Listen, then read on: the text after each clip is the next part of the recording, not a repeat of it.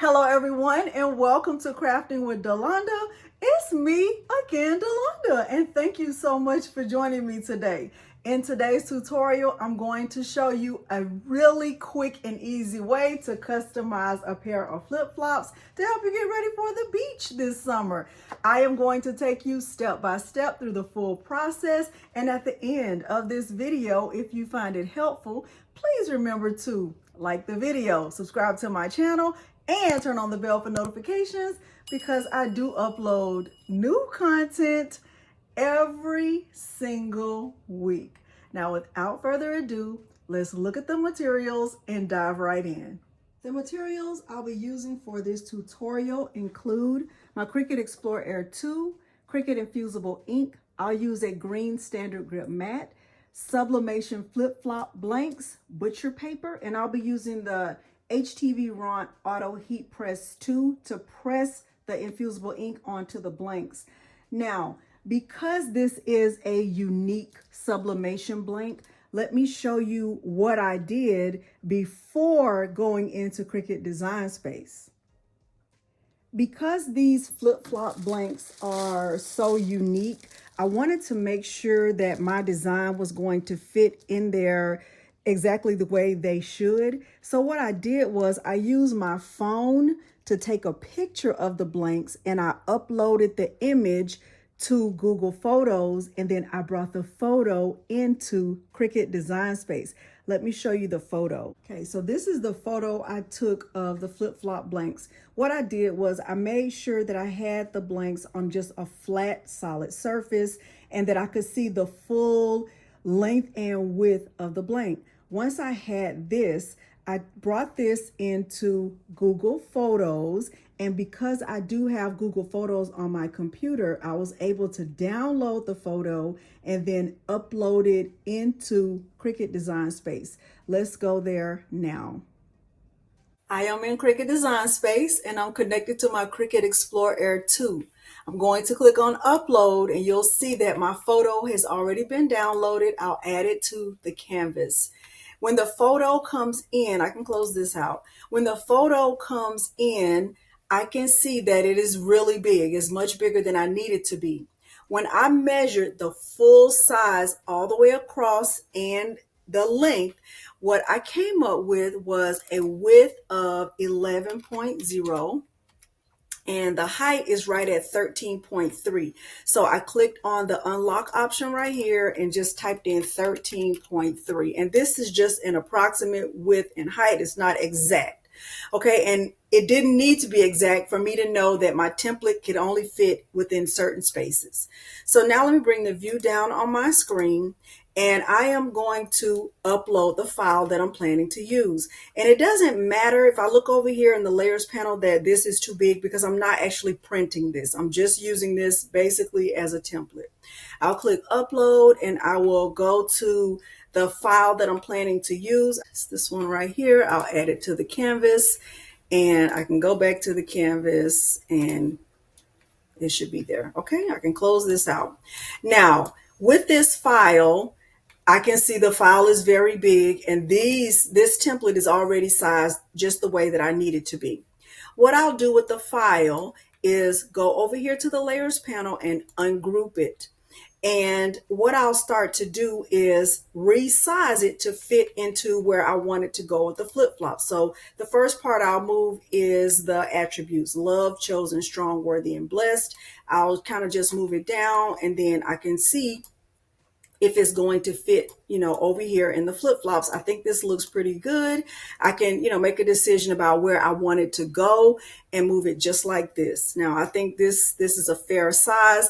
When I measured the actual width of the flip-flop, because some portion of the flip-flop is bigger and then, it kind of gets narrow, I wanted to be very careful about sizing. And this looks pretty good. I think this is fair.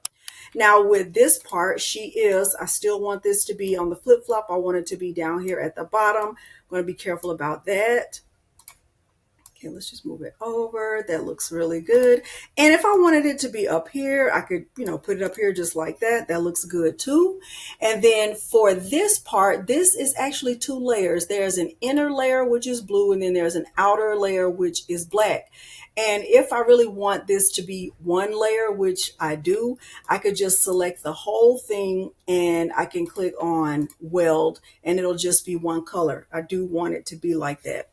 Now for this, I'm going to just move it over and then resize it so that it fits in here somewhere. It can just fit wherever, as long as it's not bigger than the space I have for the flip-flops. I think this looks perfectly fine. And if I'm worried about the holes, which really I'm not, I can just, resize it a little bit more and bring it down, center it. You can do whatever you want to do.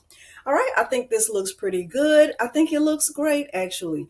And now what I want to do is go ahead and turn off the template, and I can click Make. Okay, do I want to save this? I'm going to say Don't Save because I already have one of these templates saved. So I'm going to click Don't Save. And okay, so I can look right here and see that there will be like cut lines because of the outline and the inner part. So let me go back to that and let me kind of look at what's going on here. Okay, let's go to contour and let's see if we can contour some of those lines out because I don't want those. I want it to just be smooth letters. I don't need any of those lines. I do want that. Make sure, let's close this out. Let's change the color of this just so I can get a better look at it. Okay, there we go. So this looks perfect now. And now I can click Make. Okay, and because I'm using Infusible Ink and I'm going to be using one sheet, I can just cut all of this together. So I can just move this down a little bit. I can click right here and click the 3 dots and click Move Object and move it over here. And I can do the same thing with She Is Me, move it over here. So I can just use one mat. One mat is plenty. All right, I can move that down and I can move that over. And I think this is great. All right, so now I can click Continue. And when my options come up, I am going to select Infusible Ink Transfer Sheet right here. And it's going to automatically mirror it for me. And I am using this on the default with the default pressure. I will get the Infusible Ink placed on the mat face up. I'll show you what that looks like. We'll do everything else back on the camera. The Infusible Ink that I'm using is coming from this box. And honestly, I think I want to use the mermaid pattern for She Is. And I want to use this green, solid green for the attributes. And I think I'll stick with just the solid green for the attributes and the She Is Me. So one side for She Is, which will be the mermaid. And then the other, the green for, I might even use this She Is for the She Is Me. Let's look at it. This is one of my favorite patterns of Infusible Ink. So when you're using Infusible Ink, you'll notice that when you first open the package, the colors seem to be very dull, and that is typical of Infusible Ink. And because I want, a combination of colors, I want to make use of as much of the color scheme as I can, I'm going to go this way instead of this way since my design is linear. So I'll go like this.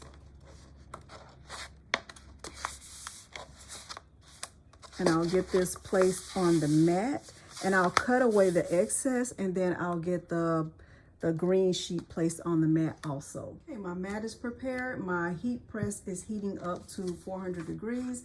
Now I'm going to place this inside my Cricut Explore Air 2 so it can start cutting.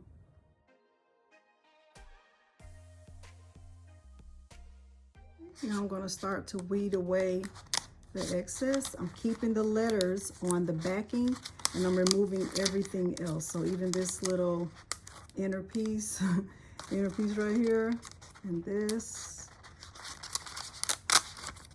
I'm just removing all of this.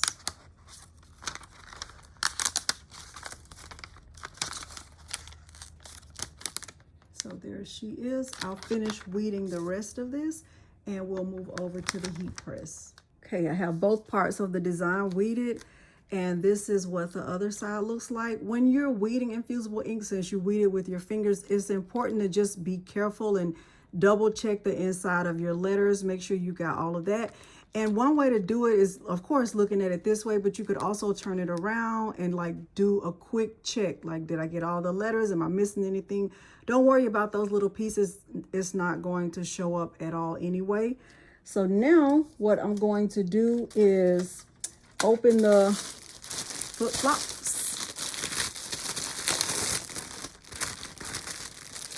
And just put them on the heat press, directly on the heat press, just like that.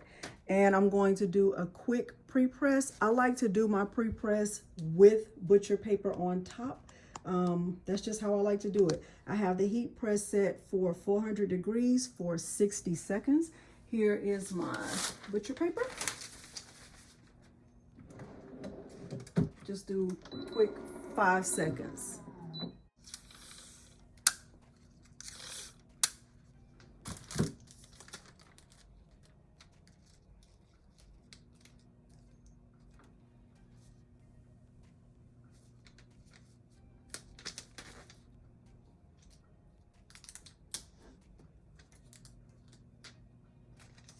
Okay, I have it taped down pretty good.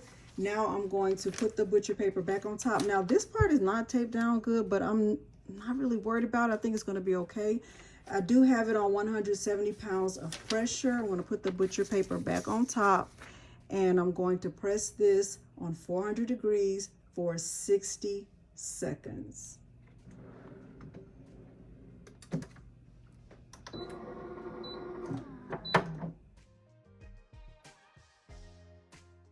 This is always my favorite part of any tutorial. So let's see how they turned out. Let's see. Ooh.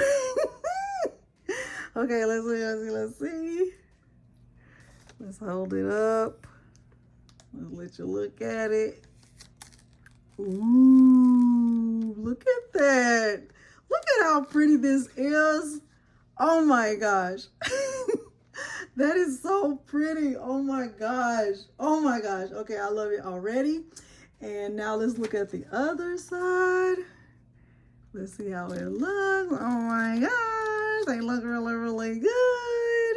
Okay, so now time for I would say the hardest part of this tutorial, and that's getting the flip-flop part added to the actual flip-flop. I'll show you how to do that. I failed to mention that you will need jewelry pliers or something that's going to help you pull it through these holes. So let's move back over to the table so I can show you how to do that.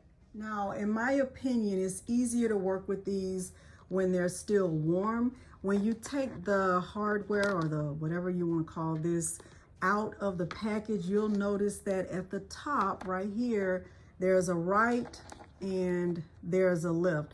Now on the bottom of these, it also shows left, but it doesn't say left or right. So this was a little bit strange, but I did what I thought was right, and I would encourage you to do the same thing.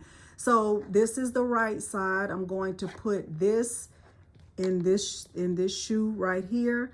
And I want this part of the flip-flop, this design part, to be face up.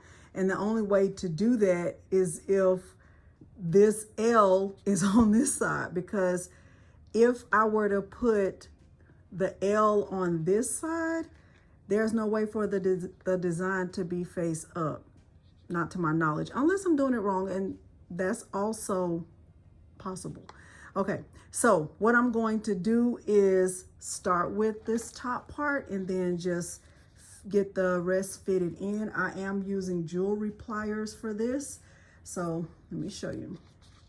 And shout out to Angie Holden, because she also made a tutorial using these, And I'm not sure if she used pliers, but I don't have any pliers, so I'm using these.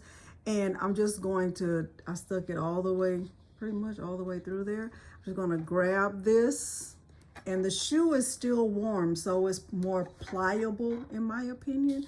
And I'm just gonna pull through like this.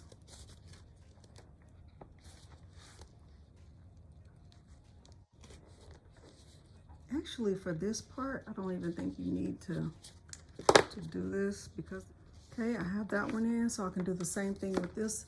The shoe, as long as the shoe is warm, it's easier to get this part in. I suggest putting this part in first on both shoes while they're still warm from the heat press.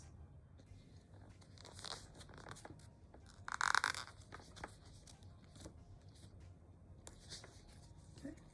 So now the other part is just getting the two bottom pieces in. Now you will need these for that because it's not the easiest thing to do.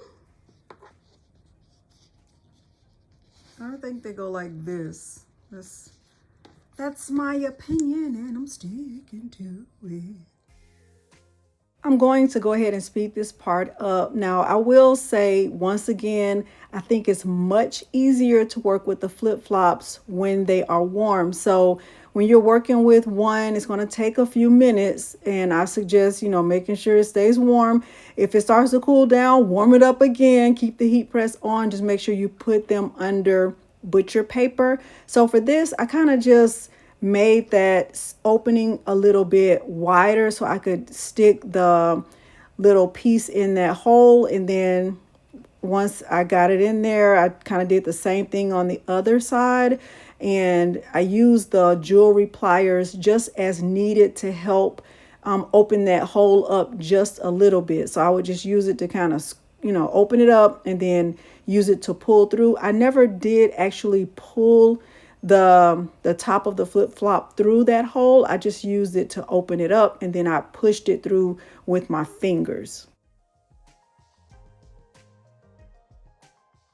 Okay, so here's a little bit of a slowed down version of me doing that. So I opened that hole up with the jewelry pliers, then I started to push it through, and then I used the jewelry pliers again to kind of help me like push the flip-flop accessory through the hole. So you can see it's through there, and I think it looks good. And I think the design, the zigzag pattern goes on top. That's just my opinion. Please leave me a comment down below and let me know if it's wrong. But it did look right on my foot. So that's what I did. And then I repeated this same process for the second shoe. Once again, I heated it up again under my heat press, but I made sure that I had butcher paper on top so none of that ink got on my heat press. And I just heated it up for like 10 seconds and I started to work with it again.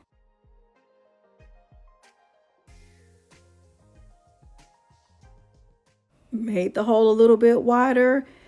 Used it, made it wide enough to push through at the top, pushed it through again with the jewelry pliers, made sure the design is on the top. I did the same thing on the left, and voila, I had two finished super cute flip-flops. Okay, so these are my finished flip-flops, and I would show them to you on my feet, but my feet are still winter ready. They're not summer ready just yet. And hopefully you did find this helpful, and I can't wait to see if you are going to try to make some flip-flops just like these or with your own design. These are the flip-flops that I made prior to this tutorial just to kind of test it out. I love the way these turned out. I did not do the contouring here, and I got a little bit of ghosting, but I would still wear them. Hopefully you found this helpful. If you did, please remember to like the video, subscribe to my channel, and turn on the bell for notifications because I do upload new content every single week. Thank you so much for joining me today, and thanks for watching. Bye.